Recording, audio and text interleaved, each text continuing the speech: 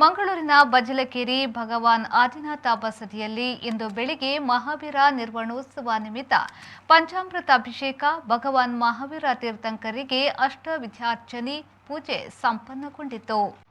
ನಗರದ ಬಜಲಕೇರಿಯಲ್ಲಿರುವ ಶ್ರೀ ಆದೀಶ್ವರಿ ಸ್ವಾಮಿ ಜೈನ ಬಸದಿಯಲ್ಲಿ ದೀಪಾವಳಿ ಹಬ್ಬದ ಪ್ರಯುಕ್ತ ಧಾರ್ಮಿಕ ಕಾರ್ಯಕ್ರಮಗಳು ನಡೆದವು.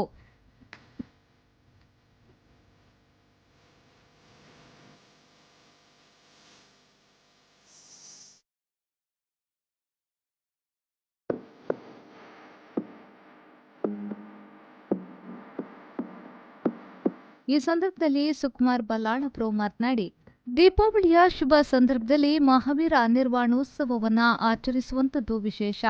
ಭಗವಾನ್ ಮಹಾವೀರ ತೀರ್ಥಂಕರ ನಿರ್ವಾಣೋತ್ಸವದಿಂದ ಹೊಸ ವರ್ಷದ ಪರಿಕಲ್ಪನೆ ಇದೆ ಎಂದು ಹೇಳಿದರು. ಬದುಕು ಮತ್ತು ಬದುಕಲು ಬಿಡು ಎನ್ನುವ ಜೀವನ ಸಿದ್ಧಾಂತದಲ್ಲಿ ಜೀವನ ನಿರ್ವಹಿಸುತ್ತಿರತಕ್ಕಂತಹ ಜೈನ ಧರ್ಮೀಯರು ವರ್ಷದಲ್ಲಿ 10 ಹಲವು ಹಬ್ಬ ಹರಿದಿನಗಳನ್ನು ಆಚರಿಸುತ್ತಾರೆ. ಅದರಲ್ಲೂ ವಿಶೇಷವಾಗಿ ಭಗವಾನ್ ಮಹಾವೀರ ತೀರ್ಥಂಕರರು ನಿರ್ವಾಣ ಹೊಂದಿದಂತಹ ಇಂದು ಈ ದೀಪಾವಳಿಯ ಶುಭ ಅವಸರದಲ್ಲಿ ಮಹಾವೀರ ನಿರ್ವಾಣೋತ್ಸವವನ್ನು ಆಚರಿಸ್ತಿರ್ತಕ್ಕಂಥದ್ದು ಬಹು ವಿಶೇಷ ಮತ್ತು ವಿಜೃಂಭಣೀಯವಾಗಿರತಕ್ಕಂಥದ್ದು.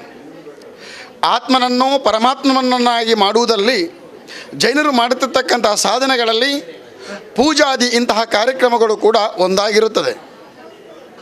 ಬೇರೆ ಬೇರೆ ಮತೀಯರಿಗೆ ತಮ್ಮ ವರ್ಷಾರಂಭವು ಬೇರೆ ಬೇರೆ ರೀತಿಯದ್ದಿದ್ದರೆ, ಜೈನ ಸಿದ್ಧಾಂತದ ಪ್ರಕಾರ ಭಗವಾನ್ ಮಹಾವೀರ ತೀರ್ಥಂಕರ ನಿರ್ವಾಣೋತ್ಸವದಿಂದ ನಮಗೆ ಹೊಸ ವರ್ಷದ ಪರಿಕಲ್ಪನೆ ಇದೆ.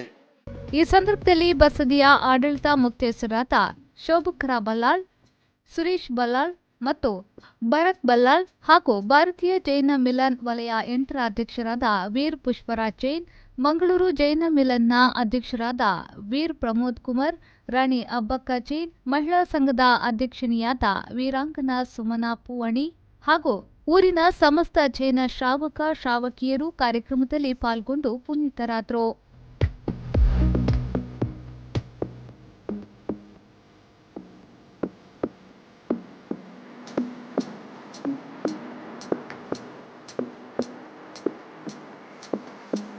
ಶರಸಾಯನ್, ವಿ4 ನ್ಯೂಸ್, ಮಂಗಳೂರು.